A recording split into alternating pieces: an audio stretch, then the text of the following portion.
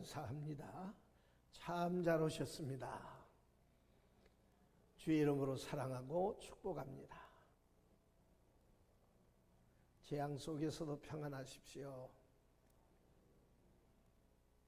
하나님은 여러분을 사랑하십니다. 저도 여러분을 사랑합니다. 명절들 잘 보내셨죠? 참 살다 보니까 이런 일도 경험을 한다. 그렇게 할 수밖에 없겠습니다. 역대하 2장에서 7장까지는 솔로몬이 자기 아버지 다윗의 뒤를 이어서 왕이 된 후에 성전을 건축한 내용이 기록이 되어져 있습니다. 그 중에서도 6장 1절로 11절은 성전 건축을 마치고 하나님께 드린 고백과 찬양, 그리고 6장 12절로 42절은 솔로몬의 성전 봉헌 기도로 구성이 되어져 있습니다. 놀라운 것은 7장에는 그 솔로몬의 기도에 대한 구체적인 응답입니다. 1절을 보면 7장 1절을 보면 솔로몬이 기도를 마침에 불이 하늘로부터 내려와서 그 번제물과 제물들을 사르고 여호와의 영광이 그 전에 가득하니 그랬어요. 한마디로 말하면 불로 응답하셨다는 얘기죠. 솔로몬의 성전 봉헌을 기쁘게 받으셨다는 의미가 있고요. 또 솔로몬의 행위가 하나님의 마음에 들었음을 의미하는 응답의 역사입니다. 역대하 6장 10절을 보면 여호와의 이름을 위하여 전을 건축했다 그랬어요. 그리고 13절을 보면 이스라엘 회중 앞에서 무릎을 꿇고 하늘을 향하여 손을 펴고 기도했다 그랬어요. 일반적으로 왕은 아무 데서나 무릎을 꿇지 않습니다. 특별히 백성들 앞에서 무릎을 꿇는 것은 자신을 낮추는 행동이기 때문에 더더욱 하지 않았어요. 근데 솔로몬은 모든 백성이 다 보는 앞에서 하나님을 향하여 무릎을 꿇고 두 손을 높이 측게 올린 채로 기도를 드렸어요. 한마디로 그의 겸손과 신앙의 진실된 표현이었습니다.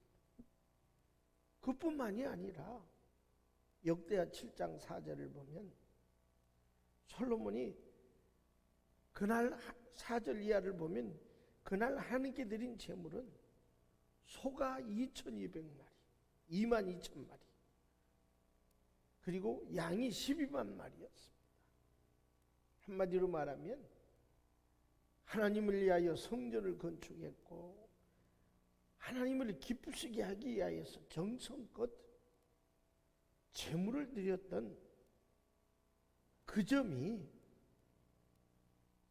불로 응답받는 원인이 된 것입니다. 창세기 4장을 보면 가인과 아벨이 하나님께 드린 제사에 대한 기록이 있습니다. 창세기 4장 4절을 보면 아벨과 그 제물은 연락하셨으나 그랬어요. 5절을 보면 가인과 그 제물은 연락하지 아니하신지라. 여기서 우리가 기억해야 될 것이 있습니다. 재물 그 자체의 문제라기보다 그 재물을 드리는 사람이 하나님 앞에 어떤 모습으로 비춰졌느냐가 중요합니다. 아벨은 연락하셨으나 가인은 연락하지 아니하신 것이 이를 설명해 주고 있어요. 솔로몬의 성전 봉헌은 성전 건물이나 실내 장식이 화려하고 아름다워서 연락된 것이 아니라 그 성전을 건축해서 바치는 솔로몬과 그 백성들의 신앙과 정성, 이 태도가 하나님 마음에 들었기 때문에 하나님이 불로 응답하신 것입니다. 그 성전을 건축해서 바치는 솔로몬과 그 백성들의 신앙과 정성과 태도가 하나님의 마음에 들었다는 얘기죠. 우리가 드리는 예배의 경우도 마찬가지입니다. 예배 순서, 예배 장소, 그것보다 더 중요한 것은 예배 드리는 사람의 신앙과 정성과 준비입니다. 드려지는 예배는 주님을 만나는 예배, 나 자신을 산 제물로 드리는 예배가 되어야 합니다. 구약시대에 어떤 제사도 제물 없이 드려지는 제사는 없었습니다. 그런데 신약시대의 가장 중요한 제물은 바로 나 자신입니다. 그래서 로마서 12장에 내 몸을 거룩한 산 제사로 드려라 그랬어요. 그러니까 하나님은 먼저 우리의 마음을 받으시기를 원하고 우리의 정성을 받으시기를 원하시는 분임을 믿으시기 바랍니다. 이렇게 신령과 진정으로 예배드려질 때에 하나님은 불로 응답해 주신다는 사실을 믿으시기 바랍니다. 오늘 이 본문 12절로 18절은 솔로몬의 기도에 대한 하나님의 아주 구체적인 응답입니다. 12절을 보면 밤에 여호와께서 솔로몬에게 나타나사 이르시되 내가 이미 내 기도를 듣고 15절을 보면 이곳에서 하는 기도에 내가 눈을 들고 귀를 기울이리니 그랬어요. 성경 전체의 면면이 흐르고 있는 위대한 약속이 있습니다. 그것은 기도하면 응답하시겠다. 기도해라. 그러면 응답하겠다. 이것이 우리를 향한 하나님의 약속이에요. 창세기 35장 3절을 보면 환난 날에 내게 응답하셨다. 하나님이라고 그랬어요. 사무엘상 7절로 9절을 가서 보면 사무엘이 여호와께 부르짖음에 여호와께서 응답하셨더라. 뿐만 아니라 시편 3절로 4절에 보면 내가 나의 목소리로 여호와께 부르짖으니 그 성산에서 응답하시는도다. 이사야 58장 9절을 보면 네가 부를 때는 나 여호와가 응답하겠다. 요한복음 14장 14절을 보면 내 이름으로 무엇이든지 내게 구하면 내가 시행하리라. 오늘 이 본문 15절에서 이곳에서 하는 기도에 내가 눈을 들고 귀를 기울이리니 이상의 약속의 말씀들 속에서 우리들이 찾을 수 있는 진리가 있어요. 첫째는 우리가 기도할 때 반드시 예수의 이름으로 해야 된다는 거예요. 그래서 예수님이 내 이름으로 무엇이든지 구하면 내가 시행하겠다. 들어주겠다. 응답해주겠다. 약속했어요.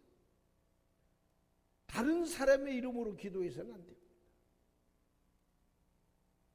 요 밑에 있는 분들처럼 성인의 이름으로 기도해도 안 되고 성모 마리아의 이름으로 기도해도 안 됩니다. 왜냐하면 그들은 다 사람이기 때문에. 오직 우리의 신실한 하나님 되시는, 우리의 구주가 되시는 예수 그리스도의 이름으로 기도할 때 응답을 받게 되어져 있습니다. 두 번째는 하나님의 성전에서 기도해라 그랬어요. 역대하 6장 18절 이하에 42절까지 계속된 이 솔로몬의 기도 가운데 이 전을 향하여, 이곳을 향하여 그랬어요. 주의 단에서, 이 전에서, 이 전 있는 편을 향하여, 이런 말씀이 무려 11번이나 반복되고 있어요. 전쟁으로 나라가 망했을 때, 흉년과 기근으로 백성이 굶어 죽어가고 있을 때, 절망과 실패로 앞길이 암당할 때, 질병과 고통으로 신음할 때, 천재지변이 일어나고 재앙이 몰려올 때, 요즘 이 코로나19 이 바이러스가 우리에게 덮친 재앙입니다. 이런 재앙이 몰려올 때 우리가 전전긍긍하고 두려워하면서 숨어있는 게 해결 방법이 아니라 성전에 나와 엎드려 기도하면 주는 하늘에 계신 곳 하늘에서 들으시고 응답해 달라고 하는 것이 솔로몬의 기도였어요. 만약에 피치 못할 사정으로 성전에 나와 기도할 수 없는 형편이면, 전쟁의 포로가 되어서 잡혀갔는데 성전에 나올 수 없잖아요. 예를 들면 다니엘과 같은 이는 포로로 잡혀가 있기 때문에 성전에 나올 수가 없었어. 그래서 예루살렘 성전을 향한 창문을 열어놓고 하루에 3번씩 하나님 앞에 손들고 기도했음을 믿으시기 바랍니다.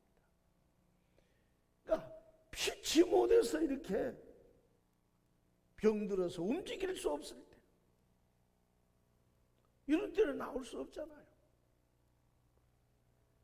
이런 때는 여호와의 전을 향하여, 주의 몸된 교회를 향하여 손을 들고 기도하면 응답해 주겠다.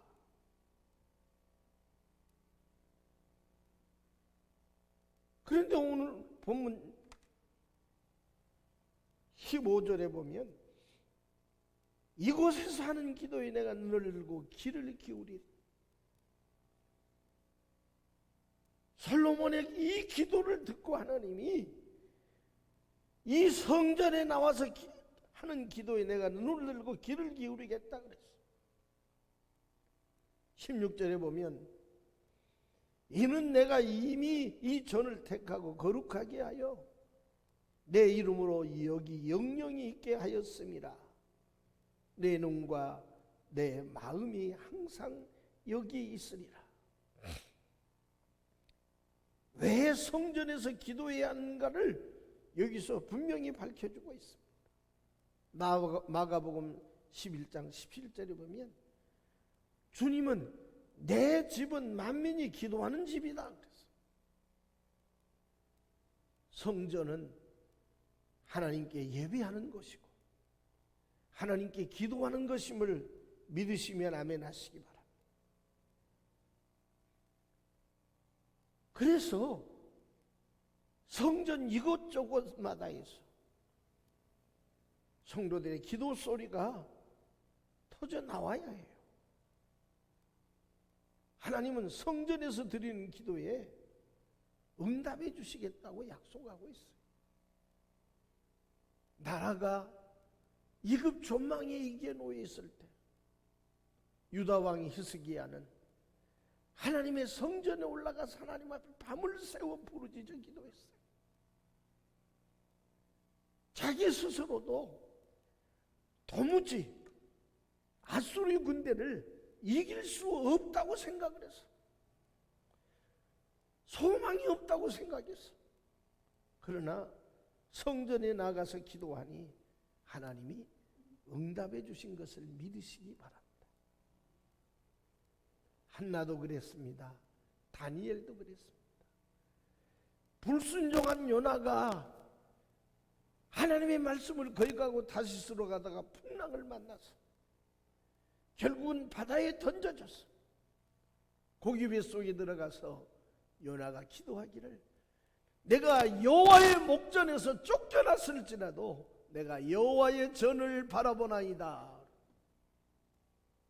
그 기도가 응답되었다는 사실을 믿으시기 바랍니다. 또 한 가지, 기도하면 반드시 응답해 주시겠다는 것입니다. 성경은 단 한 번도 응답할 수 없다고 한 곳이 없어요. 단 정욕으로 쓰려고 구한다든지, 잘못 구한다든지, 죄 지을 것을 구하는 것을 제외하고 우리의 기도를 하나님은 하나에서 10까지 반드시 응답하신다고 약속했음을 믿으시기 바랍니다. 우리의 기도를 반드시 하나님이 응답하신다고 하는, 하나님의 뜻을 따라하는 기도는 반드시 응답한다고 하는 이 사실을 우리는 확실하게 믿어야 해요.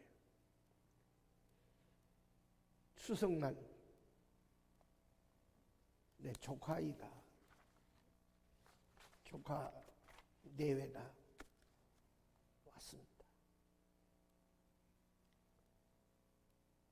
근데 그 아버지가 저로서는 형이죠. 군대 가기 전까지는 예수를 잘 믿었어요. 몇 대째 예수를 믿는 가정이기 때문에 그게 당연한 일이었고, 근데 군대 갔다 오더니 변해서 술독에 빠져 살지요. 예수를 멀리하는 거예요. 그 방황이 참 오래 갔습니다. 저는 목사가 돼서 우리 형의 구원을 위해서 늘 기도를 했어요. 하루도 빠지 않고 기도했습니다. 그런데 어느 날 내 조카애한테서 전화가 왔어요. 작은 아빠가 좀 이상하다. 뭐가 이상하냐? 쓰러졌는데 정신을 못 차린다는 거예요. 술 먹고 엎어져 있으니까, 술 먹었으니까 그러려니 하고 놔뒀는데 그게 뇌출혈이었어. 너무 오래 가버린 거예요. 야, 빨리 아빠를 모시고 병원에 가라. 내가 지금 가마. 수원에 살았으니까. 성 빈센트 병원에 가서 입원을 했는데, 내가 도착하니까 장례 준비를 해야 된다는 거예요. 기가 막히더라고. 그래서 장지를 어디를 쓰느니 이것을 의논하고 있어. 무슨 소리냐? 아직 사람이 죽지 않았는데 무슨 장례 치를 생각부터 하느냐? 그러니까 우리 형수님이 의사 얘기가 장례 치르는 게 좋겠답니다. 근데 의사를 만났어요. 몇 프로 가능성이 있습니까? 솔직히 말해서 5% 가능성밖에 없습니다. 이런 경우는 다 포기합니다. 그때 내 마음속에 하나님, 이건 아니지 않아요? 영혼 구원해달라고 내가 기도한 세월이 얼마입니까? 이대로 가면 지옥 가지 않습니까? 내 마음속에 확신이 왔어.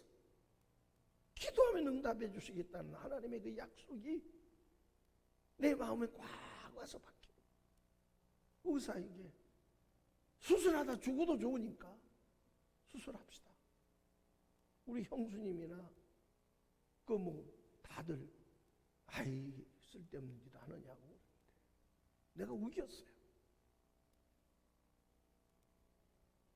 의사도 이거는 쓸데없는 짓이라고 그랬어요. 수술실에 들어가 수술을 하는 동안에 8시간 넘게 수술할 때 얼마나 애타게 하나님 앞에 기도했는지 몰라요. 자기 자식들도 포기하고 자기 부인도 포기했는데 나는 아니었어요. 근데 수술이 끝나고 의사가 이 몸으로 8시간 이상을 버틴 것은 기적이라는 거예요. 그리고 정신이 돌아왔어요.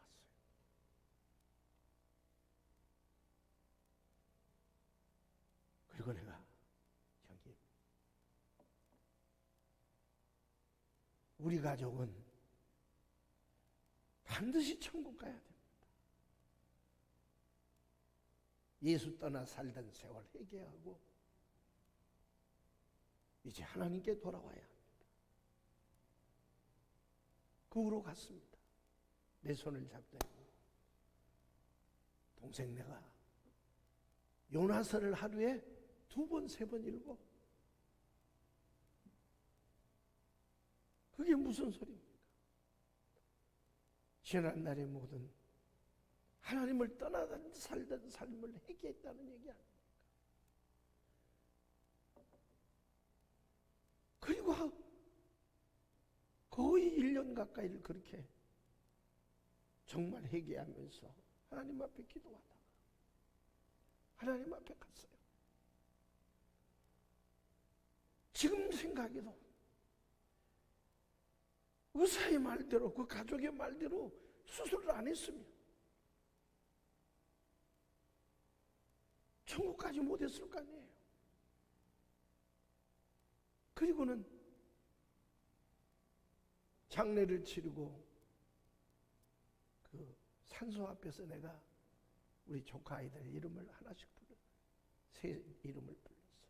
얘들아, 너희 아빠가 천국 갔겠니 못 갔겠니 물었어. 대답을 못하는 거예요.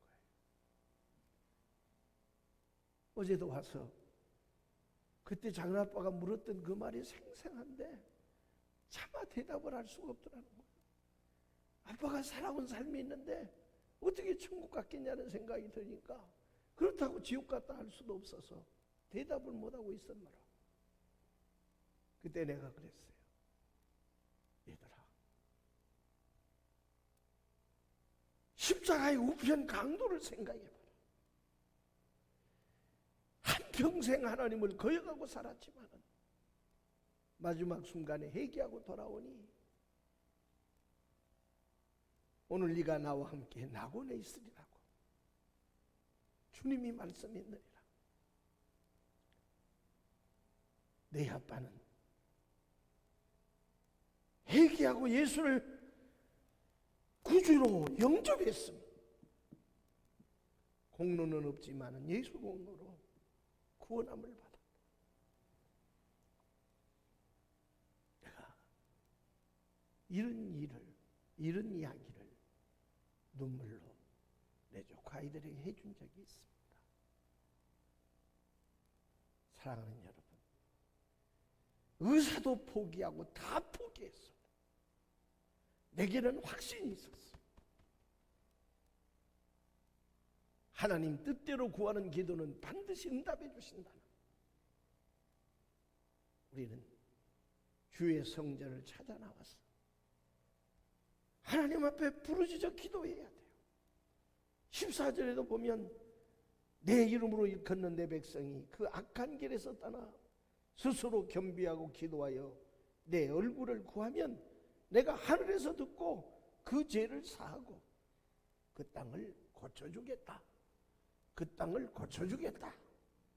13절에는 혹 내가 하늘 문을 닫고 비를 내리지 아니하거나 혹 메뚜기로 토산을 먹게 하거나 혹 연병으로 내 백성 가운데 유행하게 할 때에라 그랬어요. 유대 나라는 가뭄이 대단한 나라였어요. 엘리야 시대 때 생각해 보십시오. 3년 6개월 동안 우로가 없었다고 그랬어요. 비는커녕 이슬도 없었다고 그랬어요. 엘리야 때문에 있는 게 아니라 이런 일들이 많았다고 말이죠. 때때로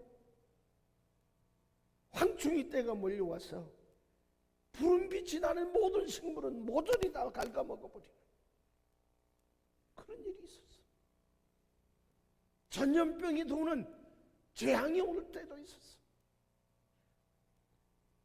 왕이 되고 난 아버지 다윗의 뒤를 이어서 왕이 되고 난 솔로몬이 왕이 되고 나니까 그 일이 걱정이 됐어. 그래서 성전을 건축하고 하나님 앞에 기도하면서 이 백성이 죄를 지어서 하나님을 떠났다가도 다시 돌아오면 용서해 주십시오. 그 일로 하늘 문이 닫히고 비가 오지 않아도 회개하고 이전에 나와서 기도하면 비를 내려 주옵소서. 연병으로 고통하고 이런저런 재앙이 닥쳐왔을 때도 성전에 나와서 기도하면 하나님이 응답해 주시고 이 땅을 고쳐 주십시오.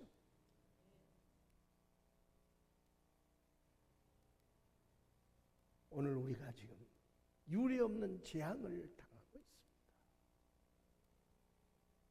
이 재앙을 믿음의 사람들이 대처해야 될 것은 전전긍긍하고 숨어서 두려워하고 있을 것이 아니라 여호와의 전을 찾아 나와서 무릎을 꿇고 손들고 하나님 앞에 부르짖어 기도해야 될 때임을 믿으시기 바랍니다.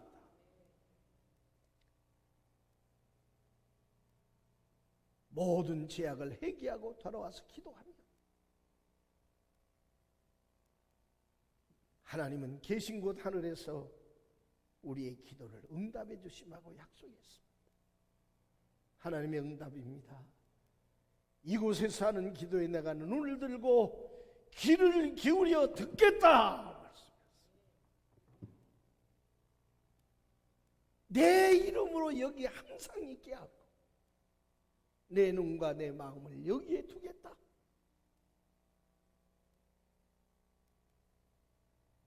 오늘 이 솔로몬이 받은 응답, 오늘 또 유효함을 믿으시기 바랍니다. 우리들 주의 전을 찾아 나와 예배드릴 뿐만 아니라 간절하게 이 재앙을 물리쳐 달라고 기도할 때 이것이 바로 우리에게 해법이에요. 이 재앙이 물러갈 줄 믿습니다. 이 복을 우리 모두가 함께 누릴 수 있기를 주의 이름으로 축복합니다. 기도하겠습니다. 은혜 많으신 주님, 재앙이 우리를 덮쳐올 때 솔로몬이 했던 것처럼 주의 전을 찾아 나와 손들고 회개하며 기도하게 하옵소서. 나의 부족을 내놓고 기도하게 하옵소서. 내가 하나님 앞에 온전한 예배자로 살지 못했던 것, 하나님의 나를 도둑질하지 않았던 것, 하나님의 것 11조를 도둑질하지 하며 살았던 것, 우리들 맡겨진 사명을 감당하지 못했던 것, 하나님 앞에 보다도 겸허하지 못했던 것, 더 기도하지 못하고 사명 감당하지 못했던 것을 하나님 앞에 내놓고 궁유를 은혜를 구하며 기도하게 하여 주시옵소서. 솔로몬이 응답받은 것처럼 우리 또한 그 기도를 응답받는 삶을 살게 해 주옵소서. 예수님 거룩하신 이름으로 기도하옵나이다. 363일.